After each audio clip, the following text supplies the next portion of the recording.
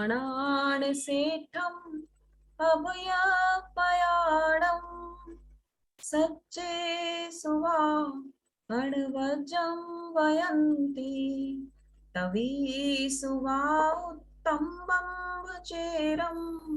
लोगुत्तमे समणेनाय पुत्ते लोगुत्तमे समणेनाय पुत्ते। दान में श्रेष्ठ अभयदान, तप में श्रेष्ठ ब्रह्मचर्य, सत्य में श्रेष्ठ निर्वध्य वचन, लोक में उत्तम भगवान महावीर को मेरा वंदन। आराध्य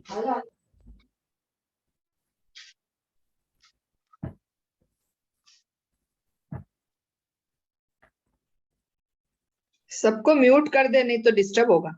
हाँ, म्यूट किया मैंने सबको। नहीं हुआ है क्या? एक आध बज गए शायद, मैं करती हूँ फिर से। चलिए, तो हम चर्चा कर रहे थे सम्यक दर्शन की। कुछ पंक्तियां बहुत सुंदर है।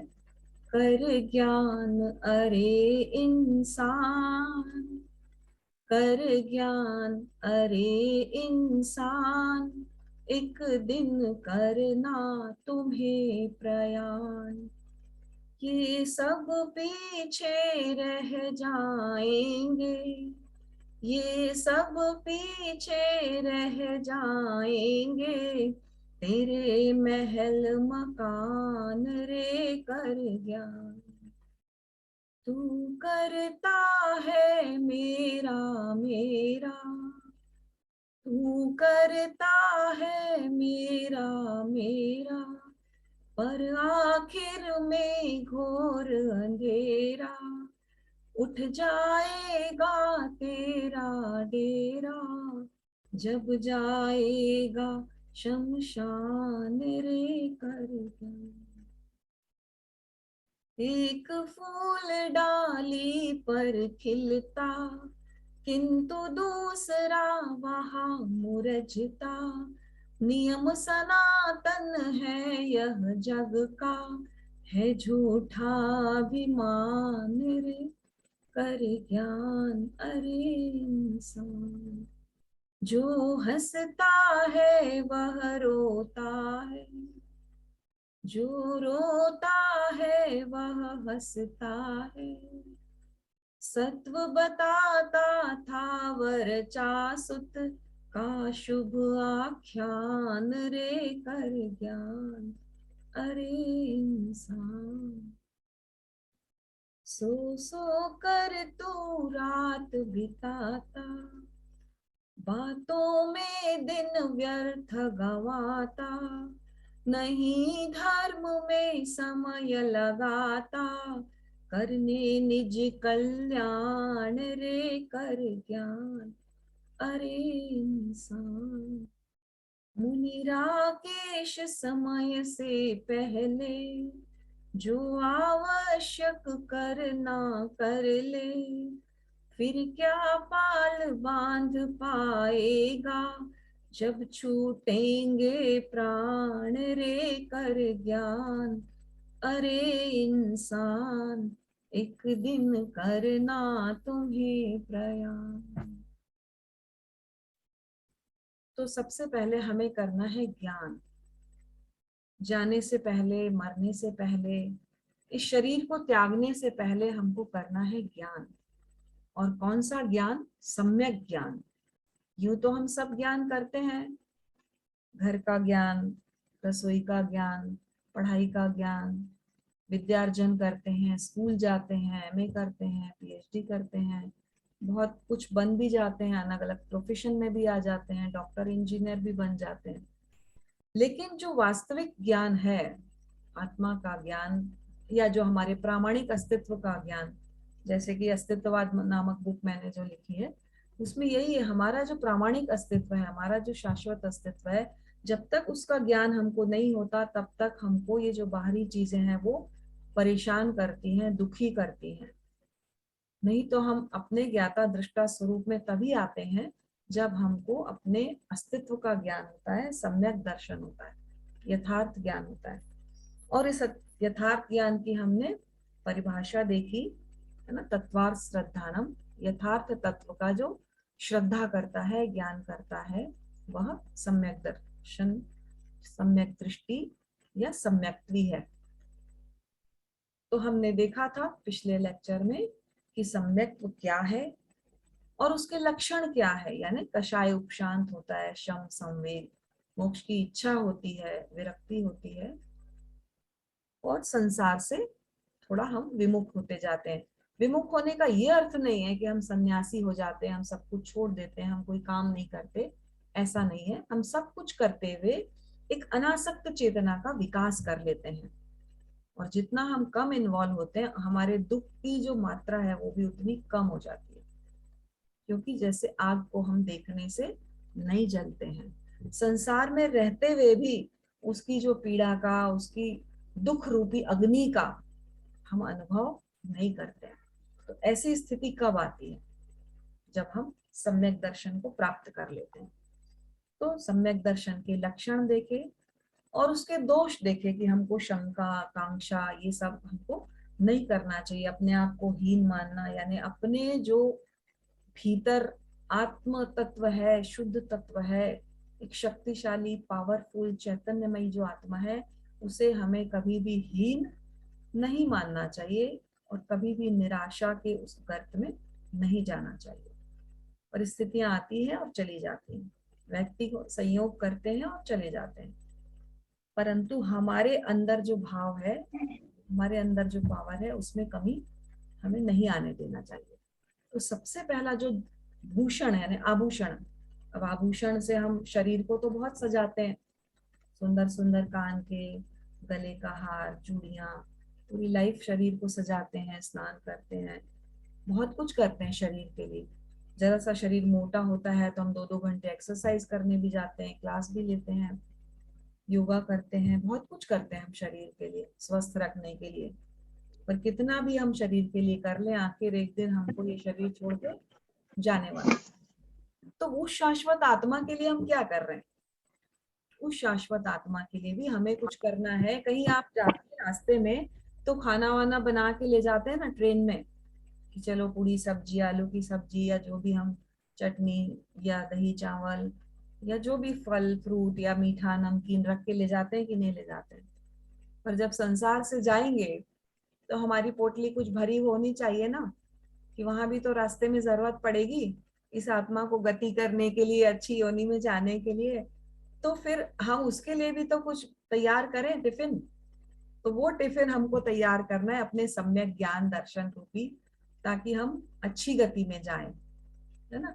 और ये 4 गतियों में जाने की कामना नहीं करना है हमको, तो सिद्ध गति में जाने की कामना करना है, क्योंकि इतने कष्ट नरक में हैं और कई बार हम गए हैं, भोगे हैं हमने, त्रियंच योनि में भी गए हैं। ऐसा कोई लोक का स्थान नहीं है जहां हम गए नहीं है, कोई स्थान नहीं है ऐसा। लोक का अग्रभाग सिद्ध लोक है, वहां भी हम किसी मतलब एकेंद्री के रूप में उत्पन्न हुए ही होंगे कभी। तो ऐसे लोक में प्रत्येक कण कण में हम उत्पन्न हुए हैं और वहां के कष्टों को भी सहा है, और देवलोक में भी गए हैं, वहां भी बहुत सुखों को हमने भोगा है, लेकिन कभी भी हमको तृप्ति नहीं होती है, क्योंकि देवलोक में लोभ बहुत होता है। वहां कितना भी ऐश्वर्य मिल जाए हमको संतोष नहीं होता वहां पर। और नरक में क्रोध बहुत होता है, क्योंकि वहां 3 तरह के मतलब दुख होते हैं। एक तो पारस्परिक दुख होते हैं, आपस में ही जीव शत्रु बन के लड़ते हैं वहां पे। दूसरा, वहां पे नरक की जो वेदना होती है वो अपने आप में इतनी भयंकर गर्मी होती है, इतनी भयंकर सर्दी होती है वहां पे कि बर्फ जम जाती है, और जीव ऐसा पीड़ा का अनुभव करता है। और हम यहाँ तो जरा से भी ठंड गर्मी बर्दाश्त नहीं कर सकते, तुरंत एसी लगाते हैं। पर वहां है ऐसा, 7 जो नरके हैं उसके अलग अलग कष्ट हैं, वो कभी विस्तार से वर्णन करेंगे किस किस तरह के कष्ट वहां हमने भोगे हैं।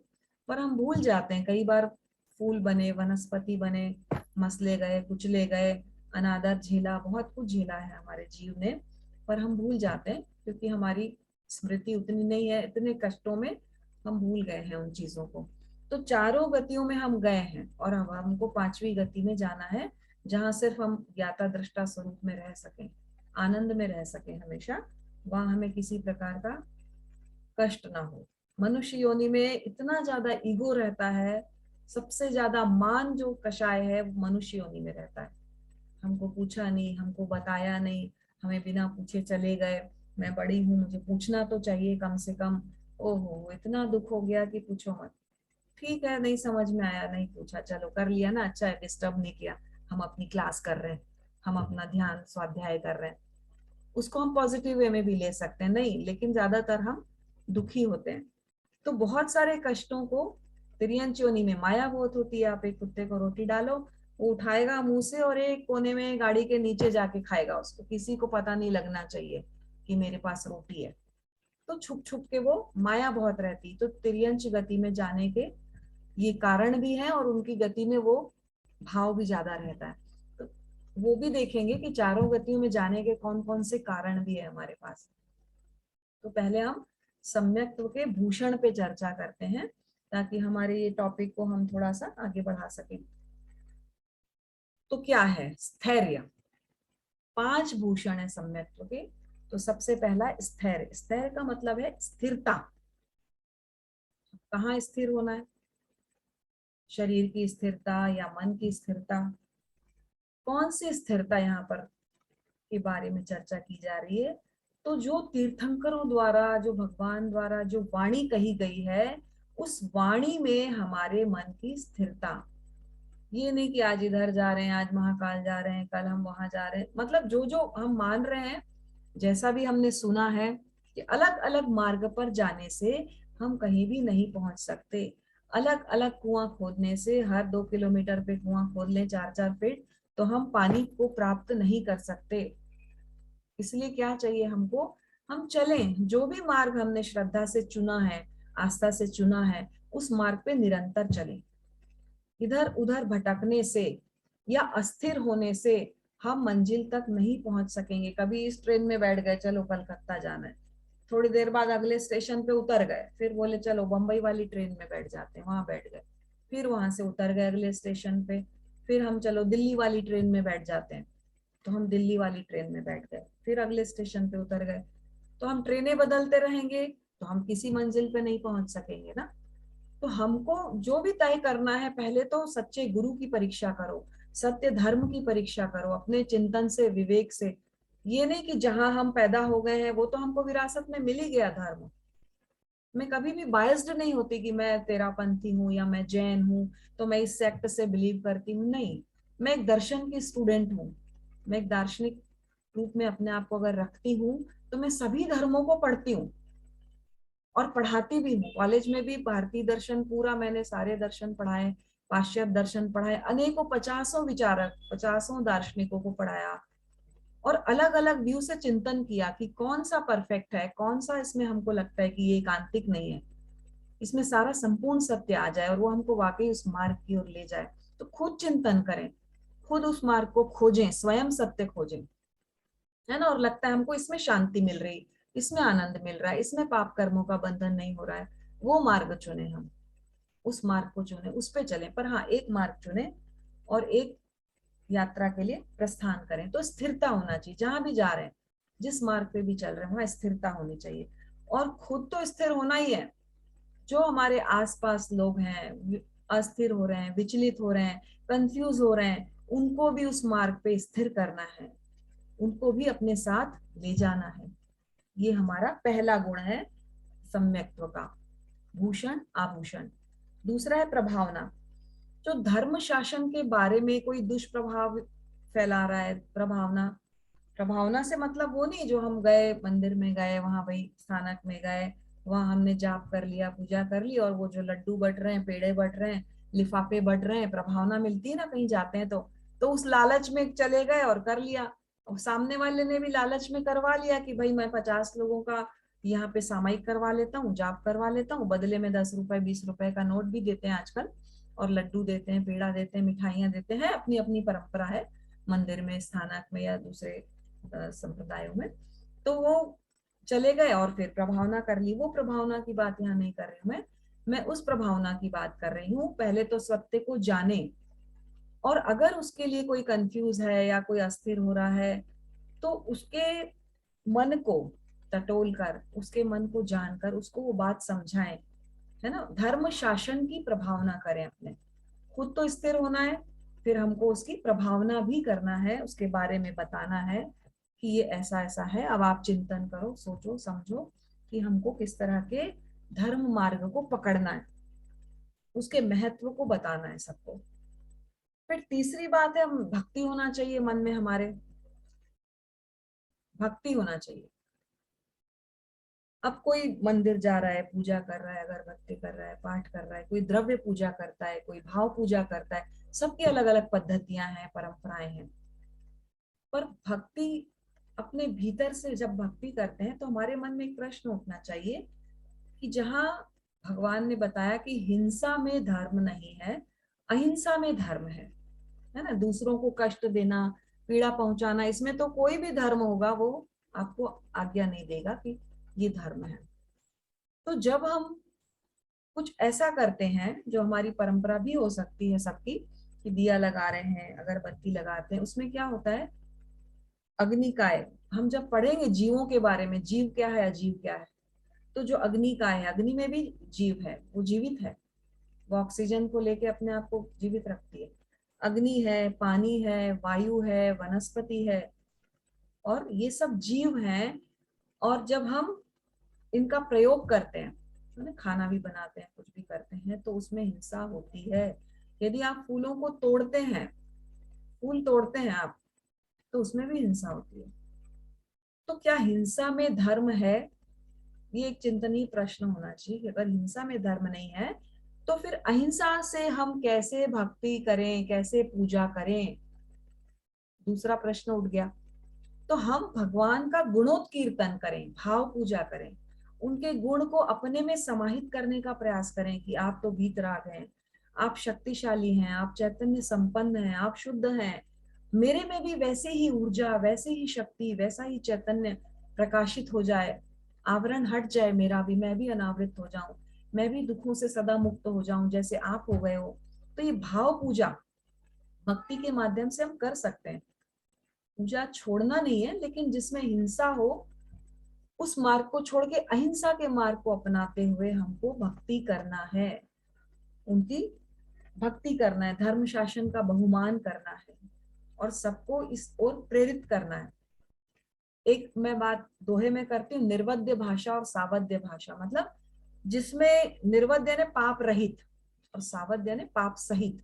जैसे कोई अंधा है, हम उसको अंधा नहीं बोलते हैं, लंगड़ा है हम उसको लंगड़ा नहीं बोलते हैं, मूर्ख है उसको हम मूर्ख नहीं बोलते हैं, ये सत्य है, लेकिन पापकारी वचन है, क्योंकि इससे उसको पीड़ा होती है, कष्ट होता है।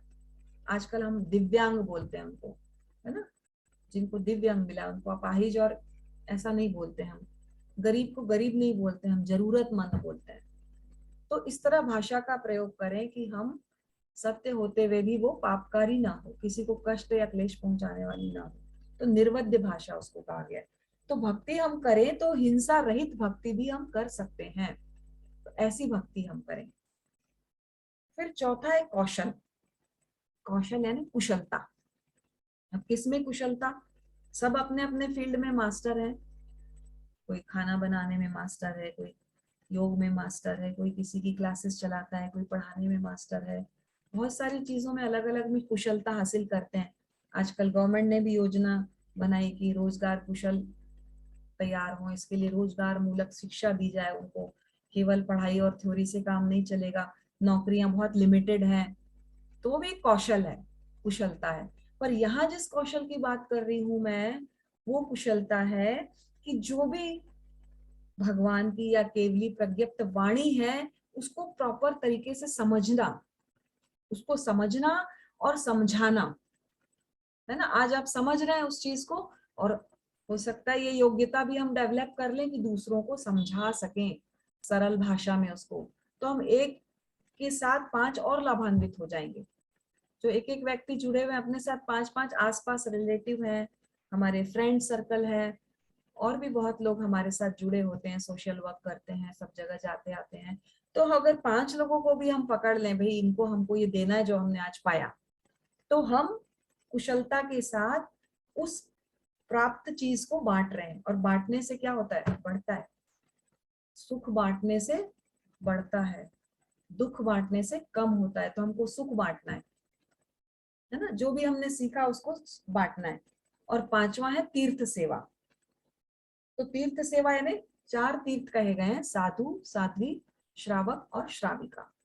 कौन से साधु? जो 5 महाव्रतधारी हैं, जो हिंसा में लिप्त नहीं है, जो आडंबर में दिखावे में लिप्त नहीं है, जो वाकई में अकिंचन है ना, और पूरे अहिंसक हैं। उन साधुओं को साधु, साध्वी और श्रावक, जो उनके फॉलोअर हैं, जो उनको मानते हैं। हम मान लेते हैं अपने आप को श्रावक हैं, और जो श्राविकाएं हैं, हम 5वें गुण स्थान में अपने आप को मान लेते हैं। पर 5वें गुण स्थान में हम तब तक नहीं आ सकते, यानी 5वीं स्टेप मोक्ष की, जब तक हम सम्यक दर्शन को प्राप्त नहीं कर सकते। सम्यक दर्शन प्राप्त करेंगे तो जरूर हम सीधा चौथे में तो आ ही जाएंगे, और अगर हम व्रत करते हैं, त्याग करते हैं, है ना, तो हम 5वें गुण स्थान में आ जाते हैं। 14 स्टेप है मोक्ष की, मैं बताऊंगी, उसकी चर्चा करेंगे हम। ये सम्यक का टॉपिक एक बार चल रहा है, तो दूसरे टॉपिक में मैं नहीं जाना चाहती। तो वो चौथी और 5वीं स्टेप में हम आ जाते हैं। और अगर सम्यक दर्शन नहीं है तो हम पहली सीढ़ी पर हैं, मिथ्यात्व में। तो हमको सम्यक ज्ञान करना है, यथार्थ ज्ञान करना है, जिसमें किसी को कष्ट ना हो, क्लेश ना हो, पाप ना हो, ऐसा हमको धर्म फॉलो करना है। जो मिला हुआ है वो तो है, उसमें भी हमको चिंतन करना है। और कई लोग ऐसे हैं जिनको मैंने देखा है, वो कानजी स्वामी के प्रवचन हम सुनते हैं, जो श्वेतांबर थे और वो दिगंबर में चले गए। समय सार पढ़ा उन्होंने, उनको ऐसा ज्ञान हुआ, सम्यक दर्शन प्राप्त हुआ, और वो उसमें चले गए। अपनी अपनी श्रद्धा बदल भी सकती है अगर सत्य का ज्ञान प्राप्त हो तो। बहुत से लोग हैं, गुजराती जैन है, पंजाबी जैन है, बहुत सारे लोग जैन धर्म को फॉलो, और जैन में भी अलग अलग सेक्ट में भी लोग बदल लेते हैं जब उनको लगता है सम्यक दर्शन प्राप्त हो गया, अब ज्ञान हमारा ये है और ये सही लगता है, हमको उस मार्ग में जा सकते हैं। हम कोई बंधे हुए नहीं है कि हमको ये मिला है तो हमको इसको फॉलो करना है। बहुत सारे लोग हैं जो अलग अलग उससे आते हैं, जाति कास्ट से, और अलग अलग उसमें धर्म में चले जाते हैं। श्रद्धा, आस्था, तो हमको खुद तय करना है, खुद चिंतन करना है कि हमको ऐसा धर्म, कैसा धर्म हमको अपनाना है जिससे हमारी आत्मा मोक्ष की ओर गति करे। क्योंकि मोक्ष तो सबका लक्ष्य है, किसी भी सेक्ट जाति का है, सबका लक्ष्य मोक्ष है, और दुख से निवृत्ति और सुख मार्ग में जाना है सबको, वो सबका तय है। तो 5वां जो है तीर्थ सेवा, ये जो चारों तीर्थ हैं उनकी सेवा करना है। और साधार्मिक वात्सल्य को भी पुण्य माना गया है, धर्म माना गया है, कि जो हमारे आसपास ऐसे लोग हैं जो आध्यात्मिक हैं, धर्म में रुचि लेते हैं, हम सबकी सेवा कर सकते हैं, लेकिन विशेष रूप से उनकी सेवा जो हमारे जैसे रुचि वाले हैं, धर्म को फॉलो करने वाले। एक पापी है, शराब पीने वाला है, आप उसको 100 रुपए देंगे तो वो क्या करेगा? पाप कर्म करेगा। दान भी किसको देना है? शिक्षा भी किसको देना है? सुपात्र को, है ना। ऐसे व्यक्ति को नहीं देना है शिक्षा जो उसका उल्टा अर्थ निकाल ले, क्योंकि जिसका बर्तन उल्टा होगा ना, उस पे तो लगेगी नहीं। और जिसके बर्तन में ऑलरेडी कीचड़ भरा होगा ना, उसके बर्तन में आप कितना ही साफ पानी डालो, शुद्ध ज्ञान डालो, वो कीचड़ में ही परिणित होने वाला है। पानी की बूंद जब गिरती है ना, तो अलग अलग रूप धारण करती है। एक बूंद गिरती कीचड़ पे तो कीचड़ बन जाती है, एक बूंद गिरती कमल पे तो ओस बन जाती है ना, एक बूंद कहीं और गिरती है तो जैसा पात्र वैसा हमारा ज्ञान हो जाएगा। तो पात्र का ध्यान रखना है कि हमारा शुद्ध हो, खाली हो पात्र, तब तो हम उसको भर सकते हैं बहुत अच्छे से। अगर ऑलरेडी हमारे माइंड में बहुत सारा कचरा भरा हुआ है, तो जो भी ज्ञान हमको मिलेगा वो कचरे में मिलके कचरा हो जाएगा। तो सबसे पहले तो ना अपने दिमाग को खाली कर लेना चाहिए, अपनी खिड़की दरवाजे की, अपने जो आग्रह वृत्ति बायस जो है ना, कि हमको ये मिला हम इसी को पकड़ के रखेंगे, हमको ये मिला हम उसी को पकड़ के रखेंगे, तो हम नई चीज कभी नहीं अडॉप्ट कर सकते। खिड़की दरवाजे दिमाग के सब खुले रखो, बिल्कुल खाली कर दो, तो नई चीजें उसमें आएगी, नया चिंतन उसमें आएगा। फिर सत्य और असत्य का विवेक करें उसमें, कि ये सही है, ये गलत है। तो जब तक हम अपने आप को परीक्षा नहीं करेंगे, चिंतन नहीं करेंगे, आत्मा को अनुभव नहीं करेंगे ना, तब तक हम सत्य तक नहीं पहुंच सकते। मिला हुआ तो बहुत सारा है हमको बचपन से, और उसमें भी परीक्षा करना बहुत जरूरी है। तो हम परीक्षा करें अपनी, कि कैसे हमको पकड़ना है, किस चीज को, किस मार्ग को पकड़ना है। तो मैं यही भावना करती हूँ, मंगल भावना सबके लिए, कि हम सब उस सही राह को पकड़े और सही धर्म को अडॉप्ट करें, ताकि हमारी जो मंजिल है, हम सबकी एक मंजिल है, मोक्ष, दुख से मुक्ति, वो हमारे मंजिल को हम प्राप्त कर सके, इसी मंगल भावना के साथ ओम अरहम। कल हम अपना जिज्ञासा समाधान लेंगे। तो मैं सबको अनम्यूट कर देती हूँ, आप लोग अनम्यूट हो जाएं 5-7 मिनट के लिए। लोग अपना इस विषय में कुछ प्रश्न उत्तर हो, मैटर मैं आपको भेज दूंगी ग्रुप में।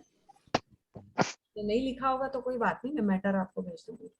क्योंकि हम मैडम एक समय में एक काम करें, या तो लिख लें या सुन लें, क्योंकि सब काम एक समय में हम कर नहीं सकते, है ना। मैटर की चिंता नहीं करें, वो मैं भेज दूंगी आपको।